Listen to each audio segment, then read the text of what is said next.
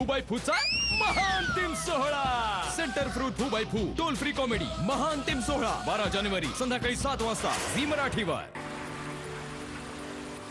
या चला आज आपल्या अन्नदात्याला भेटा. सगळेजण शेतकरी म्हणतात. हे जमीन नांगरून तिच्या उरात बी पेरतात, खत पाणी घालून पीक उगवून घरोघरी अन्न पोहोचवतात. आम्ही तर फक्त शेतामध्ये यांना साथ देत आहोत. थेंबांऐवजी लाटांची बरसात करत आहोत. आम्ही आहोत देशाच्या अन्नदात्याची शक्ती. शक्ती पंप्स. नवीन हगीज वंडर पॅन्ट्स ह्या बाळाला ओलाव्यापासून सुरक्षित ठेवतात आणि ह्याचं कॉटनी सॉफ्ट डिझाईन त्याच्या नाजूक त्वचेला कोमलतेचा अनुभव देतं. नवीन हगीज वंडर पॅन्ट्स. हितगुज या खास कार्यक्रमात ब्रेकनंतर आपलं पुन्हा एकदा स्वागत. मूळव्याधीवर संयुक्त उपचार पद्धती या विषयावर आपण चर्चा करतोय आणि डॉक्टर सुधीर उदामले या विषयातले फार मोठे तज्ज्ञ ते आपल्याला या विषयावर मार्गदर्शन करतात. डॉक्टर, आपण मूळव्याधीचे विविध आजार त्याच्यावरच्या उपचार पद्धतीवर आपण सूत्रबंधनवर आपण बोललो, त्यानंतर लेझर थेरपीवर तुम्ही सविस्तर अशी माहिती दिलीत. आता आपण बोलूया पथ्यांकडे, कारण मूळव्याध म्हटलं की पथ्य आलीच. तर रुग्णांनी कुठली कुठली पथ्य पाळावीत, मूळव्याध हा दूर ठेवण्यासाठी त्यांनी कुठली कुठली काळजी घेतली पाहिजे? बरोबर आहे. प्रश्न अतिशय चांगला आहे, कारण आमच्याकडे पहिला प्रश्न आला की सर पथ्य काय पाळायचे, हा पहिला प्रश्न असतो. याच्यात 3 गोष्टी आपल्याला डिफरन्शिएट करता येतात की जेव्हा तुम्हाला आजार होऊ नये म्हणून काय पथ्य पाळायला पाहिजे, आजार असताना काय पथ्य पाळायला पाहिजे, आणि मला आजार झाला, डॉक्टरही चांगले भेटले, आता माझं सगळं झालंय व्यवस्थित, पण नंतर पथ्य पाळण्याची गरज आहे का. बरोबर. अशा 3 सेगमेंटमध्ये आपल्याला पथ्याचा विचार करायला लागतो. ऑफकोर्स जेव्हा तुम्हाला आजार नसतो आणि होईल अशी साशंकता वाटते, खास करून ड्रायव्हर्स, चालक, बेकरी प्रोडक्ट्स काम करणारे, IT सेक्टर्समधले, कॉम्प्युटर्सवर बसणारे, गरोदर स्त्रिया, चॅट्स, चॉकलेट्स, सिगारेट पिणारे, कपड्याच्या दुकानात उभं राहून बराच वेळ काम करणारे, आपले पोलीस दल, सगळं हे सगळे ज्याच्यामध्ये त्या ठिकाणी लोड येतो, अशा लोकांना थोडं प्रिकॉशियसली वागलं पाहिजे. ज्याची रात्रीची जागरणं होतात, जे खूप स्ट्रेसमध्ये काम करतात, जे ओबेज आहेत, ह्या लोकांनी थोडी काळजी घ्यायला पाहिजे की त्यांनी वेळेत जेवण, वेळेत झोप, दिनचर्या, ऋतुचर्या व्यवस्थित पाळली पाहिजे. जंक फूड, फास्ट फूड टाळलं पाहिजे. बेसनाचे पदार्थ, मैद्याचे पदार्थ, उडदाचे पदार्थ टाळले पाहिजेत. फळभाज्या, पालेभाज्या शक्यतो खायला पाहिजे आणि आनंदी राहिलं पाहिजे. ताणतणाव किती असला तरी आनंदी राहिलं पाहिजे. या because nowadays stress is the reason to have a piles. बऱ्याचशा म्हणजे आम्ही प्रॅक्टिसमध्ये जेव्हा उतरतो, सुरुवातीला आम्ही पॅथॉलॉजिस्ट शोधण्याचा प्रयत्न करतो, पण जेव्हा तुम्ही वेल एस्टॅब्लिश होता तेव्हा हळूहळू लक्षात येतं की stress is a main reason to have all the disease. म्हणजे सगळे आजार कोष्ठातून निर्माण होतात, पण तो कोष्ठाचा मार्ग सुद्धा मनातूनच येतो असं म्हणतो. मन सुखी असायला पाहिजे. दुसरी गोष्ट अशी की जेव्हा तुमचं पाईल्स आजार झालेला आहे, तुम्हाला कळतोय आहे, तेव्हा मी काय पथ्य पाळायला पाहिजे.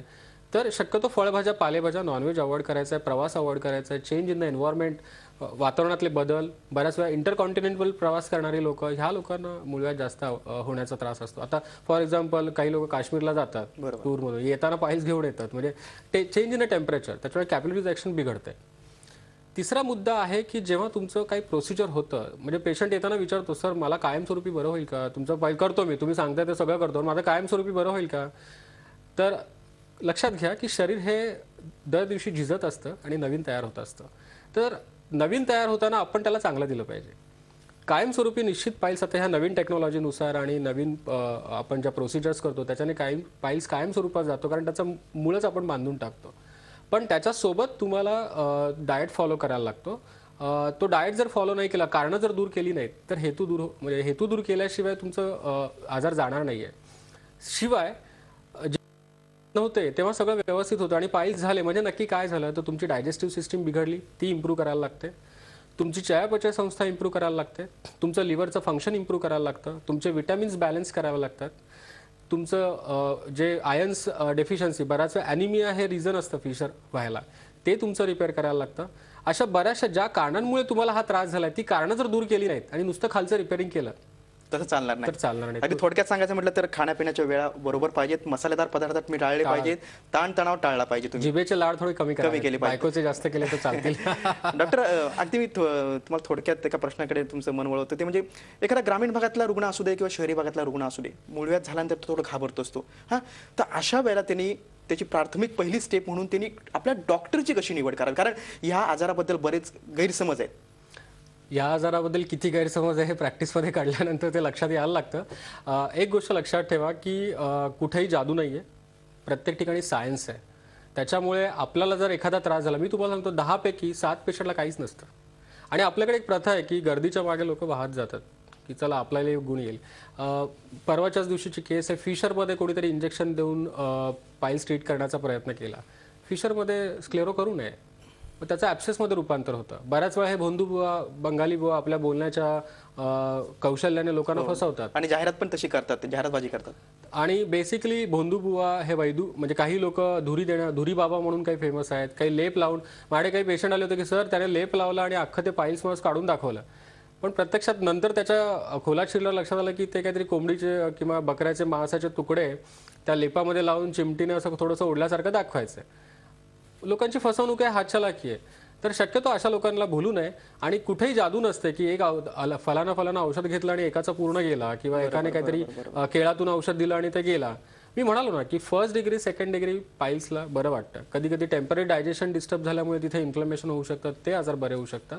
पण अतिशय वाढलेल्या परिस्थितीतल्या गोष्टी आपण डॉक्टर निवडताना मी असं आवर्जून सांगेल की त्या डॉक्टरांनी ट्रीट केलेल्या पेशंटची तुम्ही माहिती घ्या, की बरे झालेले पेशंट किती आहेत त्यांची माहिती घ्या. आमच्या दवाखान्यामध्ये आम्ही जवळपास आता 5वी-6वी डायरी भरत आली आहे की लोक स्वतःच्या हाताने स्वतःचे अनुभव लिहून जातात. नक्कीच. मग हे तुम्ही फीडबॅक घ्या की किती आणि मग ठरवा की आपण कुठल्या डॉक्टरकडे जायचं आणि तुमचं समाधान होतंय का. बरोबर. फॉरेन मला अनुभव कसा येतो त्याच्यावर त्यांनी ठरवायचं असतं. आणि आजकाल नेट सारखं ओपन आहे. तुमचा आजार एकदा निदान करा, पहिल्यांदा निदान करा, तुमच्या डॉक्टरना पहिल्यांदा तपासायला सांगा. बरोबर. कारण बऱ्याच वेळा तपासून तो आजार काही कळत नसतो आणि वेगळ्याच याच्यावरती ट्रीटमेंट चालू असते. तर तो आजार निदान करा, नेटवरती वाचा, पुस्तकात वाचा, जवळच्या नातेवाईकांना विचारा आणि मग त्याची ट्रीटमेंट घ्या. डॉक्टर सुधीर, तुम्ही अतिशय छान शब्दात संपूर्ण या मूळव्याध या आजाराविषयी माहिती दिलेली आहे, वेगवेगळ्या उपचार पद्धतीबद्दल सांगितलं आणि आपल्या महाराष्ट्रातल्या प्रेक्षकांना त्यातून बरीच अशी माहिती मिळालेली आहे. तुम्ही आलात, या विषयावर सखोल चर्चा केली, त्याबद्दल धन्यवाद. मूळव्याधवर संयुक्त उपचार पद्धती या विषयावर आपण आज कार्यक्रम पाहिला. हितगुजमध्ये आपण आता इथेच थांबतोय. नमस्कार.